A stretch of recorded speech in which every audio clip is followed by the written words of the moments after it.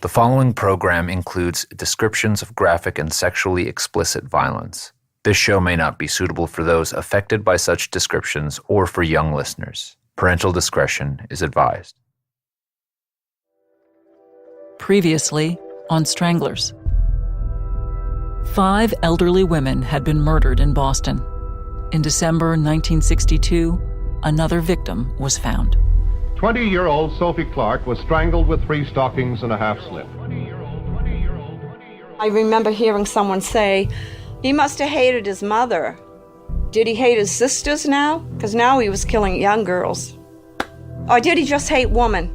The strangling of 20-year-old Sophie Clark confounded the police by contradicting what they thought they knew about the killer. With this drastic change in victim type from older white women to a young black woman, Boston faced the real possibility that there was a second strangler, a copycat. In effect, you had a template for murder presented to you by the press. Tie a stocking or a bathrobe sash around her neck, blame it on the strangler, and you're home free.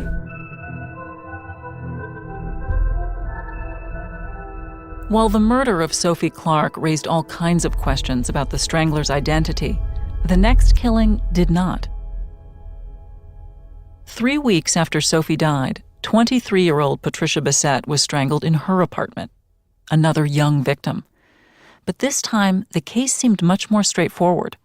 All the circumstantial evidence, all my research, the interviews, everything pointed in one conclusive direction. Or so I believed.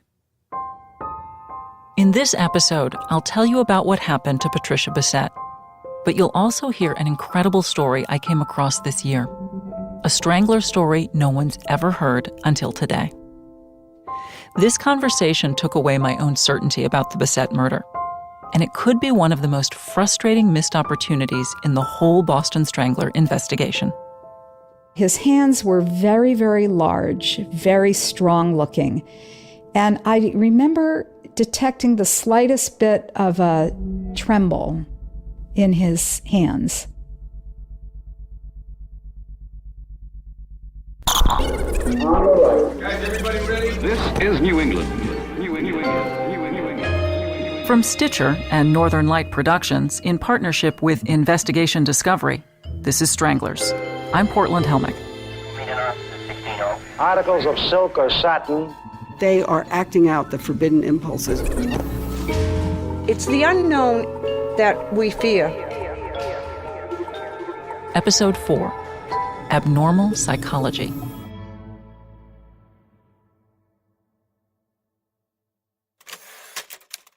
Where do you begin with the strangler? You begin anew each time he strikes. In the 7th similar instance, the stalking strangling of 23-year-old Patricia Bissette, we started at the death scene, 515 Park Drive. On the morning of New Year's Eve, 1962, the offices of Engineering Systems, Inc. were open. Jules Rothman, the vice president of the company, arrived at his secretary's apartment to give her a ride to work. When she didn't answer her door, he figured she was still sleeping and headed to the office. Later in the day, when she still hadn't shown up, Rothman called her several times.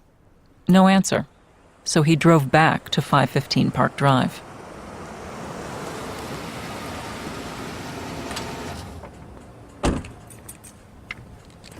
His secretary, Patricia Bissette, lived in the ground-level apartment.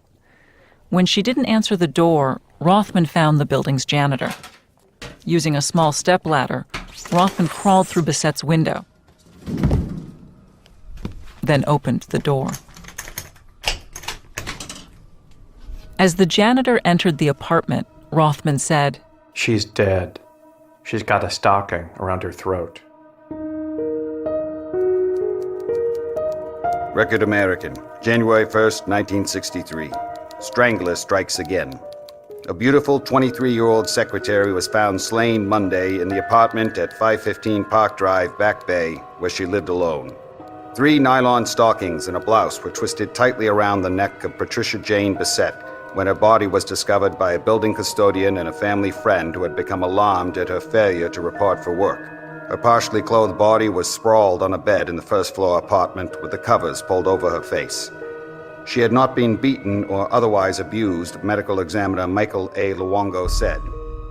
Though the examiner's report said there had been no evidence of abuse, there was an indication of recent sexual activity. There was no sign of forcible entry into the apartment. Patricia, whose widowed mother lives in Middlebury, Vermont, was the latest victim in a chain of murders that has baffled police and terrorized greater Boston women since Mrs. Two previous victims, Anna Slessors and Sophie Clark, had been strangled in the same Back Bay neighborhood in which Patricia Bissette had been living. Sophie's murder had occurred a few weeks earlier, and a police squad, specially trained by the FBI, was patrolling the streets of the Back Bay. They were looking for Sophie's killer the very day Patricia was strangled.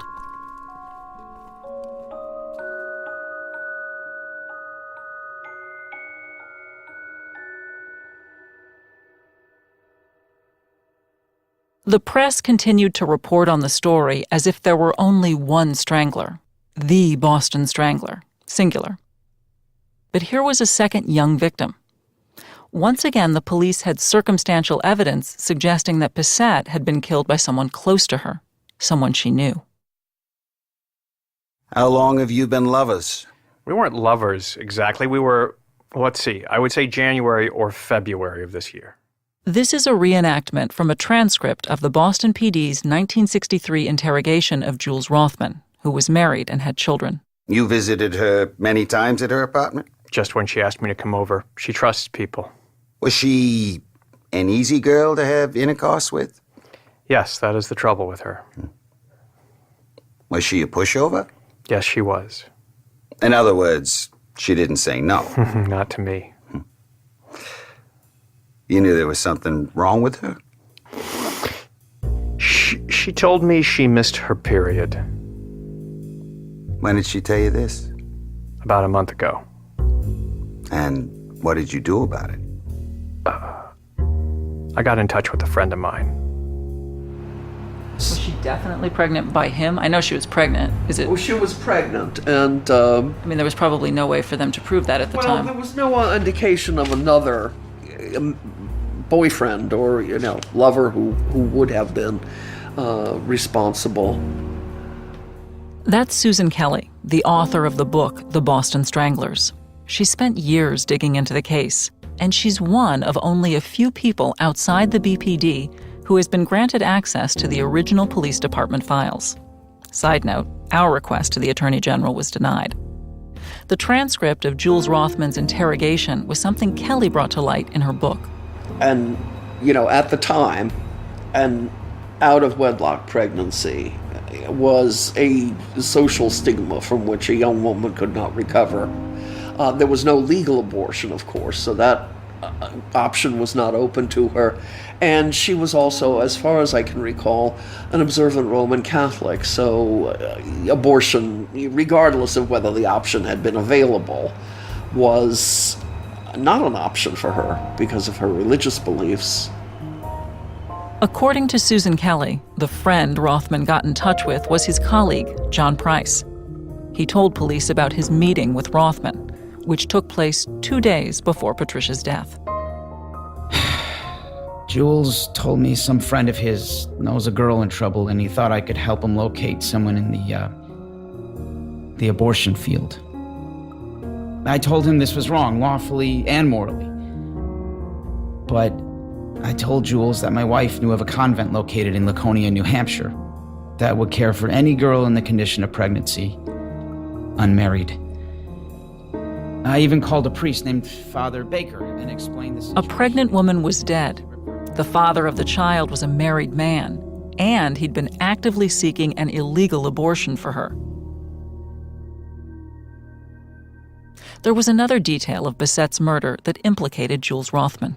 Well, in the Patricia Bissette murder, one of the striking things was how the body had been found, which was basically in bed with the covers pulled up to her chin. This was in stark contrast to the posing of the older victims' bodies. As we learned in the last episode, this would have been a significant change in the ritualized behavior of a serial killer's MO. And then there's the way Jules Rothman announced his discovery of Patricia's body. The first thing that Patricia's boss said when he brought people to the crime scene was, "Oh my God, she's been strangled." Unfortunately, you could not see that she had been strangled just by looking at her, because she was lying in bed and the covers were pulled up to her chin. Again, just as if she had been tucked into bed by a lover and was lying peacefully asleep. In other words, Susan Kelly alleges that when Rothman entered Patricia Bissette's apartment, he already knew that she'd been strangled because he had done it. This was someone who was in, the classic dilemma of a man who has a mistress. He has a wife and he has children. It's not the first time that a woman has been murdered for that reason. The police hoped to indict Rothman for murder, but it never happened. Yeah, the strongest suspect in the Patricia Bissette murder was her boss, Jules Rothman. But again, you always need what's called a smoking gun in order to make an arrest. And that was the problem in many of these cases.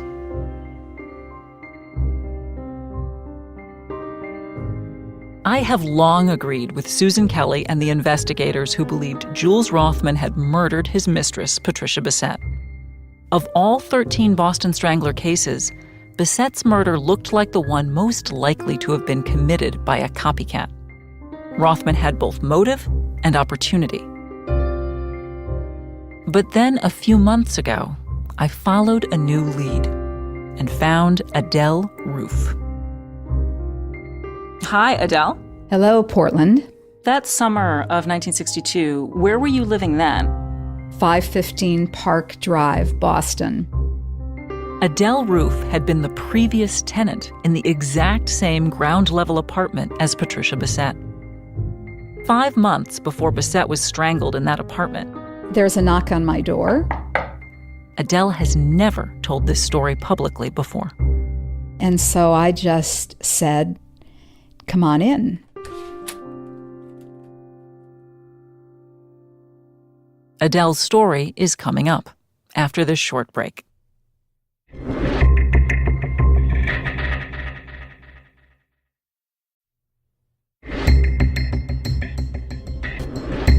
And now, back to Stranglers. Hi, Adele. Hello, Portland. Thank you so much for doing this. Can you hear me okay? Yes, just fine, thank you. Okay, great. So, Adele, before we get into all the questions... We found Adele Roof because of an online post she'd made in a forum about the Boston Strangler. I reached out to see if she'd tell me her story. She said she was glad to, even though it was one of the most traumatic experiences of her life. I'm already starting to feel very emotional about this. I hope I don't cry in the middle of this. But anyway. So let's just start off really simple. So tell me your name and what you do. All right. My name is Adele Roof, and I'm retired from full-time work. I have a variety of... Today, Adele Roof is 74 years old and lives in Virginia. She describes herself as a professional dabbler. She was a singer-songwriter for a while. She now works as a peace activist, and she's studying Spanish, in part so she can communicate better with her Bolivian son-in-law. But back in 1962, Adele was a 20-year-old college student studying at Boston University. She lived in a neighborhood known as the Back Bay, sharing a small apartment with 2 other women. That summer, she was taking a course in abnormal psychology. In fact, I look at the front of the psychology book, which I still have, and I have my name in it and my address, and it was 515 Park Drive, Boston. Remember, this is the same ground-level apartment Patricia Bissette would occupy a few months later. In July of 1962, Patricia Bissette was still alive, but the Strangler had claimed 3 victims, Anna Slessors, Nina Nichols, and Helen Blake. So the story was big enough that Adele would have read about it in the papers. What papers? I wasn't reading any newspapers. This was not the age of information. just wasn't paying that close attention to it at that point. If she had been following the story, Adele might have noticed that the first strangling victim, Anna Slessers, had been killed in an apartment just a mile away. Manual strangulation was the immediate cause of the death of Mrs. Anna Slessers, 56, a divorcee, whose body was found Thursday night in a third-floor apartment at 77 Gainsborough Street, Back Bay. A medical examiner's report said This was the Back Bay area of Boston, and it seemed to be a very sordid area. I see the neighborhood as just swarming with young people, with college students. Lots of guys drinking, throwing beer bottles out on the street, grabbing and groping. Girls trying to get us to come into big fraternity parties. I remember walking many times. This would happen on a Sunday night with a bunch of girlfriends walking to the sub shop to get a sub, and we'd pass by a flasher. Peeping Toms, flashers. That was the Back Bay area in those days. It was very intimidating for me in some respects because I was from a very small town in upstate New York, and this was just so culturally strange and new for me. In the midst of all of this, walking down the street one day, Adele was approached by a stranger. This guy passed me and asked if he could help carry my groceries. He definitely looked different from college guys. His hair was more like Elvis's and a pompadour and kind of greased back. He wasn't dressed like college guys that I can recall. I remember he had a jacket on that looked like it was a little bit too big for him. But he was very deferential and asked if he could help carry my bags. Did you think that was weird? It reminded me of old school politeness, actually. I didn't think it was weird. It just seemed like a friendly thing to do. I did refuse, but we chatted for a couple of minutes. Do I live in that neighborhood? What do I think of it? Am I in school? A few things like that. And then what happened after that? I believe I saw him one or two more times on the street. The second time I saw him, he told me that he was a scout for a modeling agency, and he showed me a card. And he said there were these beautiful gowns, and I would just be so perfect. Would I be willing to be photographed? The pay was really good. I was somewhat incredulous. When I heard this part of Adele's story, I thought the whole "you could be a model" pickup line had to have been played out even then. But when you're from a small town in your early 20s and someone who seems nice tells you you could be a model, you wonder. My mother had told me a few years before that the movie star Kim Novak had been discovered at Schwab's drugstore in Hollywood. So this is the age of Cinderella and Snow White, so anything's possible. But I was somewhat suspicious because I even remember saying to him, could I bring my girlfriend with me if I accepted this gig? And he said, oh, absolutely. You could bring two girlfriends, no problem whatsoever. So, of course, that made me feel a little bit more trusting about the whole thing. We met on the street like that maybe another time or two and did a little bit more talking about it. And at some place in there, he must have learned where I lived. It's very possible that I even told him where I lived, or he followed me. About a week later, Adele heard a knock on her door. It was maybe 8 or 9 o'clock in the morning. I was sitting on the couch reading a book, and I just said, come on in. Are you serious? That's what it was like in 1962? So somebody knocks on your door, you don't even know who it is, and you just say, come on in? Yes. It was probably foolish, but that's kind of what everybody did. We were casual about it. It was a college neighborhood. So he knocks on the door, I'm sitting on the couch, and describe what happened. I'm sitting on the couch. He's there at the door. He opens it. He pretty much stands at the door. And I do not recall feeling afraid. And he said, I just thought I would come by and talk to you a little bit more about this possibility of you being the model for this photography agency. And I said, oh, okay, great. Love to hear more about it. At some point, he said to me, but we only have certain sizes of gowns, and I would need to measure you to find out if you could fit into those gowns. And I said, okay, no problem. So we both ended up in the middle of the living room. He gets down on his knees in front of me.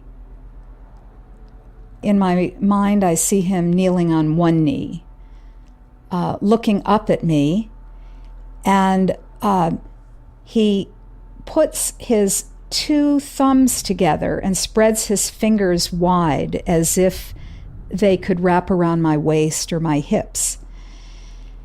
And I remember thinking... So he didn't have a measuring tape? No measuring tape. No measuring tape. So he's measuring you with his hands? Well, this is all happening very, very quickly. Almost faster than my conscious brain could compute. And his hands were very, very large, very strong looking. And I remember detecting the slightest bit of a tremble in his hands. Today, Adele recalls that slight tremor as one of those little details, a small thing that catches the eye and appears to make reality shift.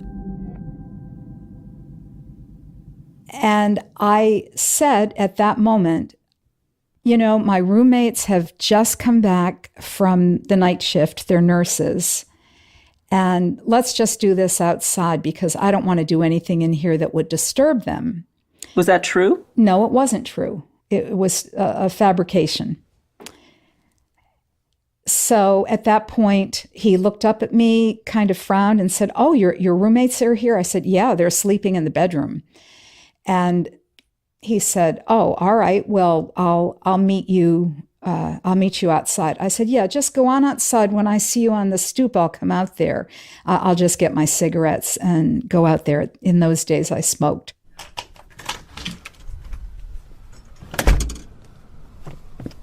And what happened out there? He told me a little bit more about himself. He had been in the Army and had won prizes for boxing contests, that he was very strong and very powerful and really prided himself on that particular skill. Mm-hmm. So it sounds like he was trying to impress you. Yes. And he just said, well, listen, I'll come back another day when it's more convenient. A few weeks went by, and in that time, news of the Strangler had reached Adele. We were becoming more cautious, more suspicious, more nervous. I started to lock my door and make sure the chain was on the door. In fact, not only that, but one of the guys who lived next door to me, I even started to have a few queasy feelings about him, wondering if maybe he was the Boston Strangler. Mm-hmm. But I did not suspect this particular person. Okay. So he came to your apartment again? Yes. A few weeks later, there was a knock at the door, and I went to the door and I opened it, and he was standing in front of me at the door. He didn't say anything, and at first I wasn't nervous. But then I looked down, and he was performing a sexual act on himself there at the door. He was masturbating. He was masturbating, exactly. So I immediately shut the door and made sure the bolt lock was, locked and whatever. Oh my God. And then what? So did he Did he go away, or did he say anything, or? From the other side of the door, a few minutes later, he started to beg me in a pleading, almost a crying voice, please, please, please, let me talk to you and explain. So I said to him, go outside and sit on the stoop, and when I see you out there, I will come out and talk with you. And remember, I'm taking a course in abnormal psychology this summer. So I have a mixture, and I've had this feeling all through college. Oh, all this knowledge is just about, textbook learning. So I have this other side of me that wants to learn from, wants to know about life from real experience, not just the textbook. So there was somewhat of a curiosity there. And I went out. I don't recall feeling particularly afraid. I sat down next to him on the stoop. He apologized profusely for what had happened.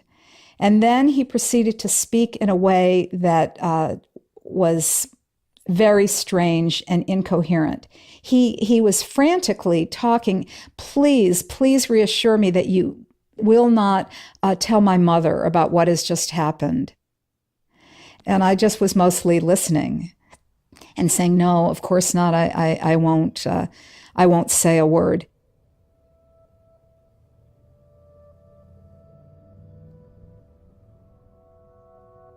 I picture myself in Adele's position.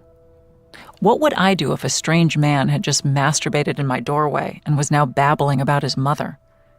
Would I smile and nod? Or would I run away?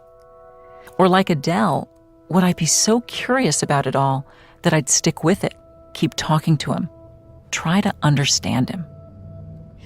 The conversation maybe went on for another 10 minutes, but it was a certain type of incoherent rambling that had very little to do with what was really happening in the moment. So you knew then, maybe at that point, this guy was not all there? Absolutely. Yeah, absolutely.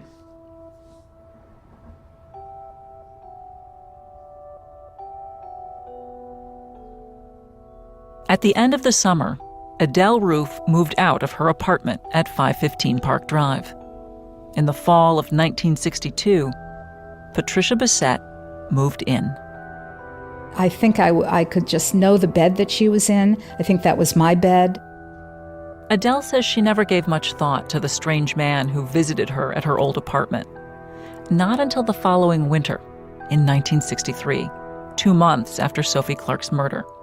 The Boston Strangler was still on the loose, and by that time, Adele Roof was living with a new roommate in nearby Brighton. We're living in a very residential, elderly, working-class neighborhood. There was a knock on the door.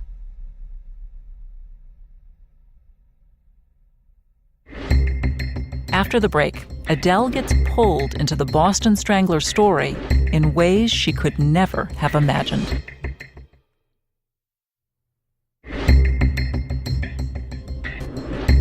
And now back to Stranglers.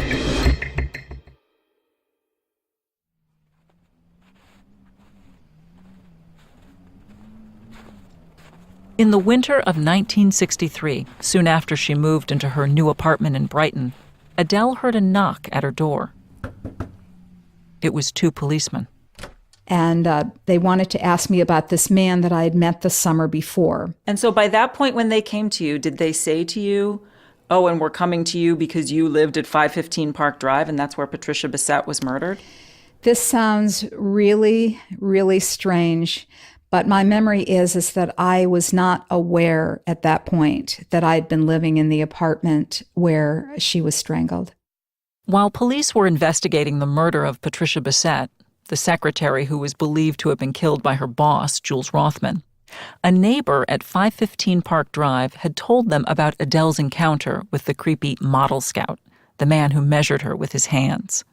Police asked Adele if she would come down to the station and look at mugshots. I recall it being an extremely daunting, frustrating experience. There were these huge books with maybe 100 little pictures on a page about 1 inch by 2 inches, 2 inches in length, 1 inch across, all in black and white. Everybody looked the same, whether they were African American or blonde and blue-eyed at that point. I mean, after a while, it was dizzying. And you didn't see anybody that looked like the guy that had come to your apartment? I didn't see anybody that looked like him, no. Adele went down to the station several times and never spotted the suspect. So she went on with her life.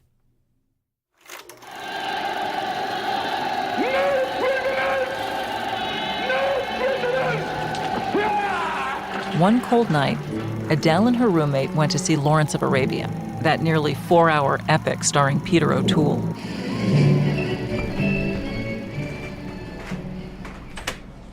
After the movie, they caught a late train home. And we entered a car of the MTA and sat down on one of the side seats. The car was empty except for one person sitting to my left and back several rows facing front. And I looked, and there he was, this person again.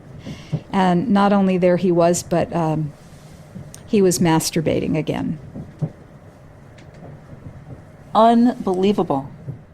Did he notice you? I was worried that he might notice me. I mean, there was a fear reaction there, but it was as if he was in a trance, in another world, oblivious to what was around him. I don't remember exactly what I said to my roommate, but I indicated that we were going to stay on that car until he got off, and then we were going to follow him.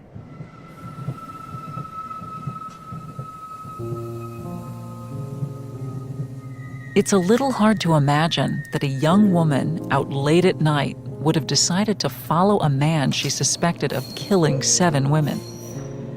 But when the man got off the train, Adele and her roommate did too. It was very, very instinctive.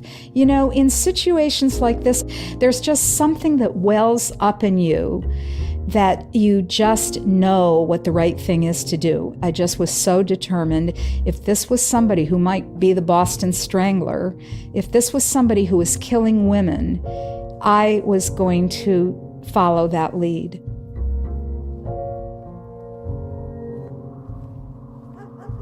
Adele and her roommate found themselves in a rundown area of Boston. It was winter, it was dark, it was cold. I remember that the streets were wet, and we kept a safe distance behind him, and we waited until he went into an apartment building, and when I saw where he went in and I got the number of the building and the street, I went to the nearest payphone and called the police station. Adele explained who she was and that she'd already been to the station several times in hopes of identifying the killer. She mentioned the names of the detectives she had talked to and gave the police the man's address. And did they contact you? They did not contact me for a few days.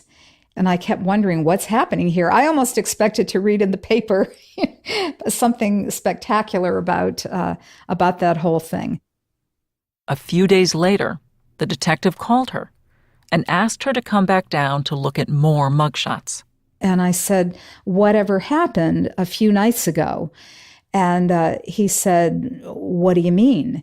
And I told him what had happened. And he said, well, I never got the message. And I said, you didn't get the message. And I think I was very upset at that point. And perhaps he got a little bit defensive because he said, look, we just get thousands of leads. You know, sometimes we just can't follow them all. Meanwhile, I felt like I'd maybe risked my life or my roommate's life to follow this guy into some unsavory area of Boston. And he kind of blew me off. And so I think I also, after that, lost interest in helping very much. Did you ever get contacted by the police again? I don't recall ever getting contacted by the police again, no.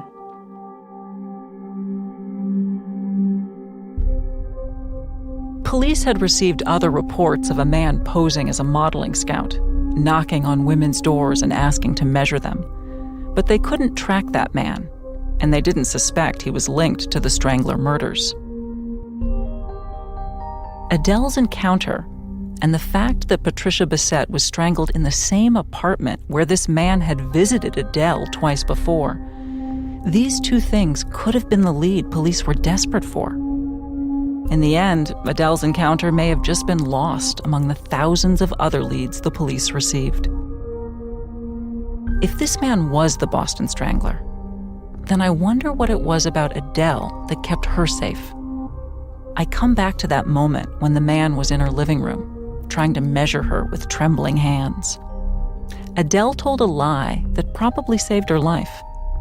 I asked Adele about that moment. What made you say, my roommates are in the next room and they're sleeping, and that wasn't true? So over a half a century, I've been asking myself that same thing. It feels like such a mystery that I perhaps was picking up cues on a subliminal level that I instinctively, like a blink, like you go to, swat something away from your eye, that I instinctively reacted to without emotion. But I saw myself in those days as, I would say, overly accommodating, insecure, very trusting, very gullible, not quick to think of a comeback or anything like that. And yet that came out of me. Of all the things Adele said during our conversation, this was perhaps the one thing that surprised me the most. I saw myself in those days as insecure, very gullible. Insecure? Hardly. It takes a courageous woman to follow a man she had good reason to believe was the Boston Strangler. Also, while she may have been a bit too trusting at first, Adele Roof was not gullible. The ability to see a tremble in a stranger's hand suggests that Adele was paying close attention to him. She may have let him in once, but the second time, the chain stayed on the door. So in the end, Adele was not fooled by him. In all the other Strangler cases, there had been no sign of forcible entry. To my mind, Adele's story suggested a possible explanation. The Strangler, or if there were more than one, this Strangler, didn't just attack women randomly. This guy with the Elvis pompadour and his old-school politeness did small talk on the street, paid some compliments, then made a few rounds until his presence was almost expected. Perhaps the third time the strange man came to visit Adele, he was determined to strike, only to find a different young woman home alone in that very same apartment. And if Patricia Bissette didn't have the same instinct Adele had, perhaps she let him in. I could see where she could have been susceptible to, come on in, have a cup of coffee. I came so close to being that believing and vulnerable myself that I could really see another woman being trusting, friendly, not wanting to hurt somebody's feelings.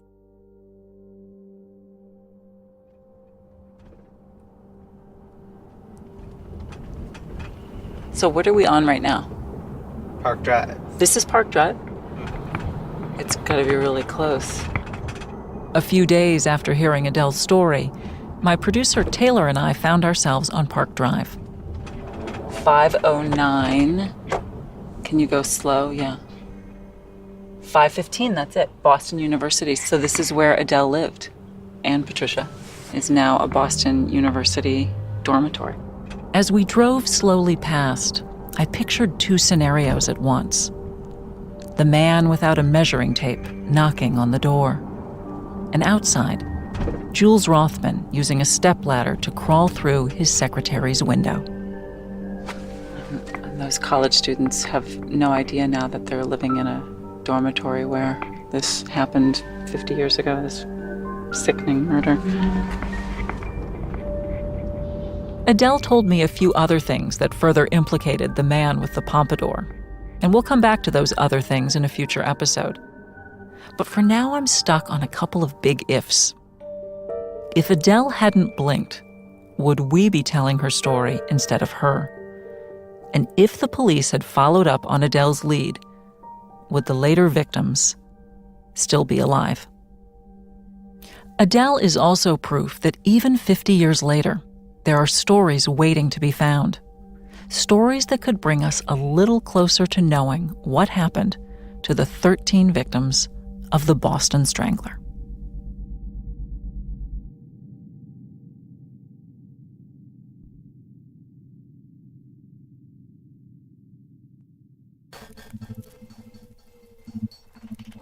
Stranglers comes from Stitcher and Northern Light Productions in partnership with Investigation Discovery. Our executive producers are Chris Bannon and Susan Gray. And the show is produced by me, Portland Helmich, with Sharon Mashihi, Ben Shapiro, the Reverend John Delore, Kate Tibbetts, and Taylor Dewicki. Special thanks to James Perla, Ben Avishai, Maleka Woluchem, and Charlie Thurston, and to the Harry Ransom Center archives for access to the Gerald Frank Boston Strangler recordings. The actors who appear in this episode are R. Ward Duffy, Carol Drews, Chris Bannon, Joel Johnstone. Original scoring is by Allison Leighton Brown. Stranglers is produced with the assistance of John D. Natale of D. Natale Detective Agency in Boston. To learn more about Detective Phil D. Natale, his sons, John and Richard, and the world of private investigation, you can read John's memoir, The Family Business Memoirs of a Boston Private Eye, available at www.familybusinessthebook.com or Amazon. To read more about Phil's investigation of the Strangler case and view the web series and documentary showcasing his files, visit www.strangleholdthemovie.com. You can find Stranglers through a lot of the great podcasting apps, including Stitcher. If you subscribe on iTunes, please take a minute to rate and review this podcast. It helps other listeners find the show. I'm Portland Helmich. Thanks for listening.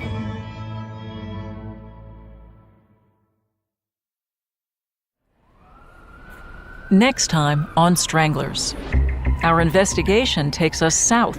They called Boston. We have a strangler here, very similar to yours. You might want to send somebody down. They sent down Lieutenant John Donovan. And then north. Maybe this was about where his house was. So we're here. On the trail of another compelling but little-known suspect in the Boston Strangler case. He said, "Son, I had the strangler. I had him on the cusp of confessing." That's next time on Stranglers.